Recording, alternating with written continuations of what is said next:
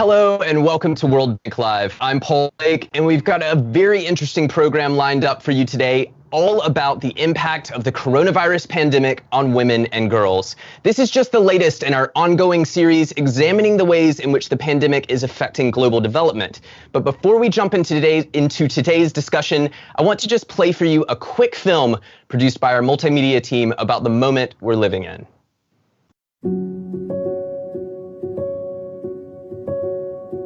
We are separated when we need each other the most. We stay apart to protect one another. But we are also coming together in new ways to show appreciation.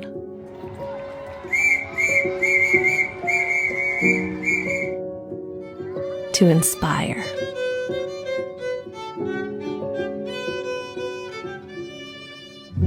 To rally together to help the vulnerable and those on the front lines. As with people, countries must come together too, to help the poorest and most vulnerable, and those in societies on the brink or in the throes of conflict, to help those least able to respond. The World Bank Group is proud to be part of an international response to the coronavirus pandemic. We will deploy up to $160 billion over the next 15 months to help countries with the greatest need, to strengthen health systems, to increase surveillance on the disease, to help companies continue to operate and workers to keep their jobs, to speed the time to recovery, and to prepare for when we can close the distance between us. Together, we can make a difference. Together, we can achieve results that change lives. Learn more about the World Bank Group's response to the coronavirus pandemic.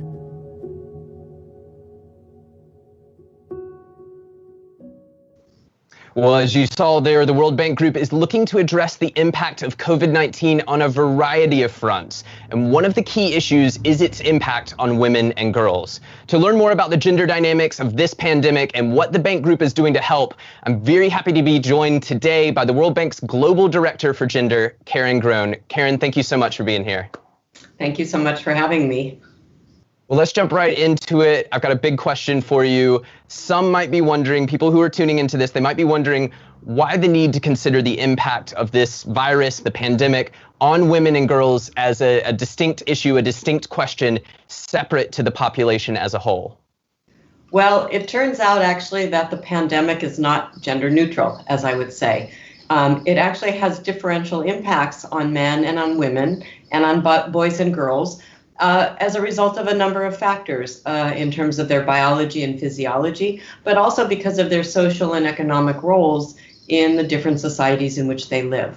And I think therefore the responses, when we think about the policy response and the sectoral response, we also have to not be gender neutral. We have to actually tailor responses to address the very different vulnerabilities, but also the very different agency roles that men and women can play. I don't know if you want me to continue, but the work that we've been doing on this, there are really 4 channels of impact. So the first is really through health conditions and health behaviors. A lot of people have probably heard that men have higher mortality and there's higher male fatalities in the pandemic than female fatalities. And that's absolutely the case. And there's a lot of discussion right now in the literature about whether that's due to physiology, hormonal, other issues, or whether it's due to social issues. The fact that men in many countries have higher smoking rates. A lot of the research is still being developed is what you're saying there. Yeah, so exactly. But I have to say that even though we think that mortality might be a male issue, it has consequences for women. Why? Because men earn And in those households where men have perished, there may need to be income earning opportunities for women or ability to access cash transfers or pensions. So just to make sure I'm understanding what you're saying there is in households where the men are the kind of primary earner, the primary breadwinner, if the women do not. Even if they're not the primary breadwinner, it could be, the fact is that one source of income is suddenly gone, and that income will need to be replaced for household survival and for households to be able to cope with the pandemic. And it may also be that women's caregiving roles actually increase as a result of that. But there's another set of issues in the health sector that I think are really important, which is that, two sets of issues. The first is that more women than men around the world are in the front lines of the healthcare profession as nurses, as physician assistants, as other frontline workers. In some countries, it's as high as 85 to 90%. So what that means is women are at greater risk of exposure overall than men. And it turns out when you look at the data, there's higher morbidity. There's more women who are infected in the healthcare sector than are men. And then the third issue around health is really, really important, which is that pandemics and crises put tremendous pressure on systems. And it means that services are stretched and capacity may be really thin. And so women have ongoing needs for maternal and reproductive health care, and those services may be difficult to continue in times of crisis. Or it may be that with lockdowns and shutdowns, women may be unable to move around to get to those kinds of services. So there's all kinds of effects on the health channel, through the health channel, that we need to think about. But there's also other channels through education and economic pathways that we could talk about. I was going to say, let's dive right into that. The very next question I wanted to ask you about was that education angle. The bank has worked at securing access to schooling for girls, and we've seen a huge improvement in that over recent years. Are you concerned that this pandemic could, somehow reverse that process, that progress, and how could that, what would that look like, that reversal? And then I would just add one more thing to that, which is how can, governments and institutions respond to that? So that's also a really good question. And I am really concerned that this is a big risk in several of the countries where the bank works, in the lower income countries, in the lower middle income countries, even in the higher income countries. And the reasons I'm concerned is that in previous crises, what we've learned from Ebola or SARS or H1N1 is that sometimes girls don't return to school. And that would be a real problem. But there are a number of issues there. The first is that school closures and economic necessity can lead boys and girls to drop out. And depending on what they do, the experience from previous crises is that boys go back quicker and some girls just don't return, either because they're in the labor market or because they have caregiving responsibilities. There's one other issue, I think, with respect to issues like distance learning, which many countries are now trying to provide. In many countries, there's a digital divide where boys have greater access to the internet. They might actually monopolize the one computer that's in a poor household's home. And if that's the case, it means that boys may be prioritized over girls in terms of having greater access to learning materials. So it means that girls may actually fall behind in terms of learning opportunities and learning outcomes. And these are things that we really need to pay attention to. And also because care is disrupted with school, often it's older girls who have to care for younger siblings. Those caregiving responsibilities may trump their ability to actually go online for scheduled classes and doing those kinds of things. So there are very real risks there. And we know that there are actually ways to get around that, including using social messaging about the importance of girls continuing in school. There may be ways that we can bundle services. For instance, we've been talking about enhancing digital approaches. Well, maybe we can actually give more as part of our approaches to register households and so forth, actually provide them with low-cost technology so that girls have their own technology. It's not just one per household. So there's things like that we could be thinking of. And I have a bunch of questions for you coming up about solutions and that sort of thing. But it's fascinating that confluence of digital divide, gender divide, somewhat becoming a sort of education. And it's basically norms as well. I think during pandemics, we revert back into standard established norms, and that becomes really difficult to overcome. But there's one more point that I know you're going to ask me about, but I'm going to preempt you, which is to say that the economic channel is hugely important, and I do want to spend some time. You may have seen that there was a Washington Post headline, even in the United States, that said that not only is this a public health crisis, but it is an economic crisis. And these are crises that are going hand in hand in most countries. In the US, but in other countries as well, the headline of the Washington Post was, as this country goes into recession, we should maybe start to call it a she-cession. Karen, I want to ask you about the economic crisis, but let's take a quick moment to welcome everyone who is joining us from around the world. You're with World Bank Live, and today we're talking to Karen Groen. She's the Global Director for Gender here at the World Bank Group. Karen's been talking us through the impacts of the coronavirus pandemic on specifically women and girls. And Karen, just before the break, and I'm sorry to interrupt you there, you were talking about the economics of this and how the pandemic, as it potentially pushes the world into recession, how that can particularly affect women. Could you just pick up where you left off? I was starting to say that actually because of where women are placed in the economy relative to men, there may be greater differential impacts on women than on men. And I was just noting that in the US, the headline of a recent Washington Post article was that we should name this a she-cession as opposed to a recession. And the reason they say that is because the jobs in the sectors where women predominate are the ones that are first and hardest hit. Think hospitality, think health services. Actually, there's even job losses in health services, even as the demand for health services goes up. Think retail, restaurants, stores, other kinds of retail establishments, much of the services. And those jobs have rapidly been lost in many countries around the world. In some countries, there are other sectors that are particularly hard hit. For instance, the garment industry, which is a manufacturing industry, has lost many thousands of employees in countries like Cambodia and Vietnam and Bangladesh. And women are the backbone labor force of those industries. So what this means is not just higher unemployment, but lack of income and ability to cope. The other thing about the labor force that I think is really important is that around the world, women predominate in informal employment. These are the types of jobs that don't come with fringe benefits like social protection and health insurance and unemployment compensation and all the benefits that people who work in formal jobs take for granted. And I imagine that makes it harder to reach them with kind of relief efforts and stimulus efforts as well.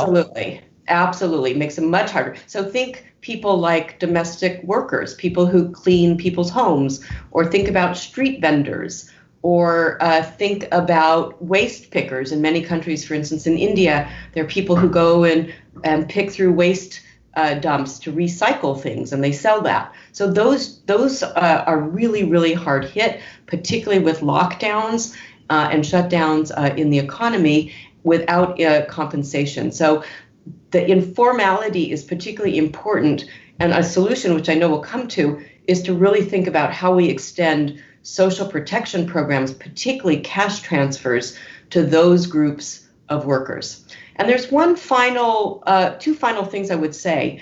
Agriculture is a very feminized sector, and agriculture is also hit very hard right now. There are big disruptions in market conditions and supply chains, and it's really important that we keep the food supply moving. But it's very difficult in these conditions, and that affects female smallholders relative to others because they have fewer resources to help them cope in terms of harvesting, in terms of hiring labor, other kinds of things that are really critical. And potentially impacting food security in vulnerable. Potentially impacting food security. And the final thing that I think is the invisible part, although I think it's very visible right now, invisible because it's not counted, is in the increased demands for caregiving as a result of, one, job loss, as a result of school closures, as a result of just taking care of the enormous number of people who are sick and require care. And often care falls to women. Care of children, care of the people who are sick, care of the elderly. So those caregiving demands have substantially increased, and we don't have to say they've sort of multiplied as a result of totally, and it's invisible, it's unpaid, it's uncounted, but that causes enormous stress, and it causes, I think, disruptions. You know, I have to say, even though we're a very privileged group at the World Bank, the hardest thing I think for people right now who work at the bank is juggling caregiving for children and work. So I heard that colleagues, and as you said, you know, we're a lucky group compared to a lot of people around the world. Yeah. So, but I think that, again, when we get to the solutions, support for care, social support for care is going to be extremely important. And there's one other pandemic that we see that existed before the crisis and has been exacerbated by this crisis.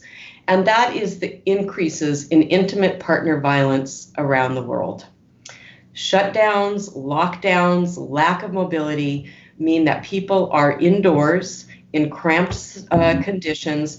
So there can be stress. People don't necessarily have conflict management skills. And in the countries that UN Women and the WHO and the bank have been tracking, we actually see increases to those helplines and to those services that are still going, increases in calls from women. And the increases in calls, and these are largely women as opposed to men, can have spiked by anywhere from 30 to 60% from before the pandemic. So already we know that gender-based violence, intimate partner violence, affects 1 in 3 women around the world. And so in this situation right now, it's even more imperative to continue to provide the services that women need, particularly the frontline health services that they might need to access, the referral services to psychosocial support and counselors, and they may need other services like legal services or livelihood services or other services that we just have to keep going. And it's fantastic because the UN Secretary General did recognize a few weeks ago that services for survivors of gender-based violence should be considered part of the essential package of emergency services that gets delivered. So Karen, you know, we've been talking for a few minutes now, and we've laid out a fairly bleak picture of how COVID-19 is impacting women and girls, especially, you know, more hard around the world during the pandemic. I want to turn now to solutions a little bit, but let's just take a quick moment to welcome people who are joining us from around the world. This is World Bank Live. We've got Global Director for Gender, Karen Groen. She's here at the World Bank Group, and she's talking us through the impacts of COVID-19 on women and girls around the world. But I wanted to turn to solutions now, and you've talked a little bit about them on a kind of topic by topic basis so far, but I was wondering if you could just kind of give us a broader overview, you know, if governments, if institutions are coming to you for advice, what sort of solutions should they be looking at? What sort of response should they be looking at to try to head off some of these concerns that you've been raising over the past few minutes? I think there's really 4 sort of big buckets of response through which the actions that we take in each of them really need to pay attention to the different ways that the pandemic impacts men and women. So the first is saving lives. You know, that's really critical. We need to save lives. We need to take all of the social distancing measures. We need to ensure that people have personal protective equipment and all of that. But part of that also means that we need to pay attention to females as the frontline caregivers. We need to reduce their risk of exposure by ensuring that they have the right equipment and the right resources. We need to ensure that women can access health services, and we need to ensure that certain services just are essential and keep going. So as a government, who's thinking about a health response, I would say to them, please do not divert funding from your maternal and reproductive and child health programming. That is just essential. There may be other things to cut in terms of capital expenditures, but these are really essential for your populations. The second response is really protecting the poor and protecting those who are most vulnerable. And I talked earlier about the fact that women largely predominate as informal workers.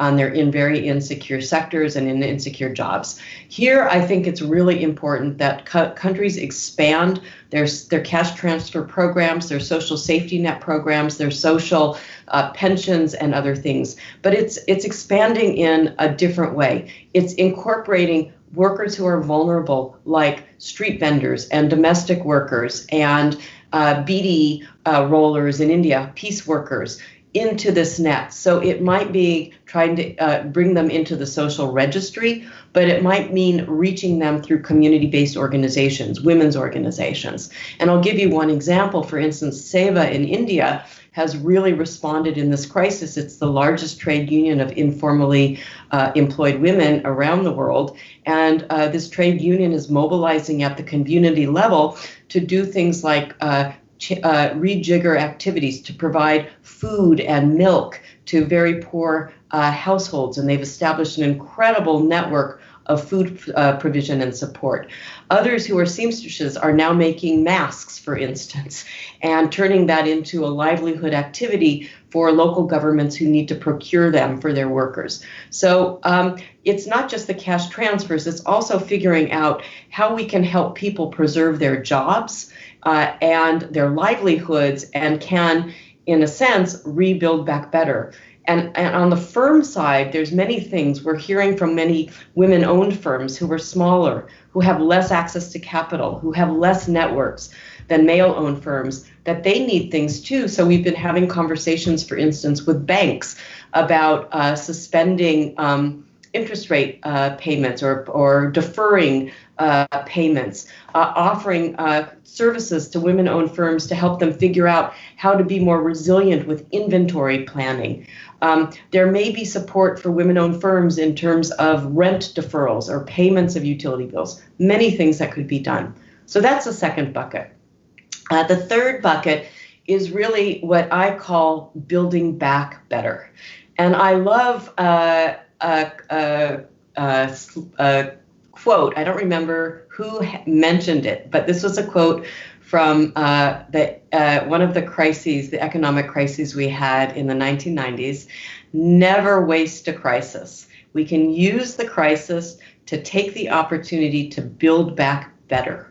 So how do we build back better? It's strengthening the systems, the social protection systems. It's strengthening the financial system. And the checks and balances and ensuring liquidity, better bankruptcy regulations, for instance. It's building back better in the sense of having a stronger framework for care, the caregiving that I mentioned, whether it's at the community level or whether it's what employers provide or whether it's what the government subsidizes. These are just essential. And if we don't include those things in the building back better, we're never going to be able to take advantage of the opportunity of women's ability to participate in the labor force and contribute to the economy, which we know is so essential for productivity and growth. So let's build back better with a response that also incorporates the kinds of things that women need. And that's where the care issues and I think also the women's agency and decision making. In the first round of the crisis, who did you see on the TV screens? Mostly men.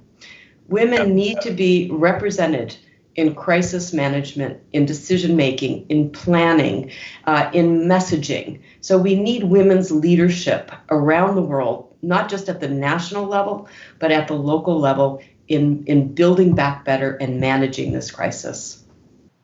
Well, Karen, this has been really interesting. Thank you so much for taking your time. I know you got a really busy schedule, so we really appreciate you taking the time to talk to us today.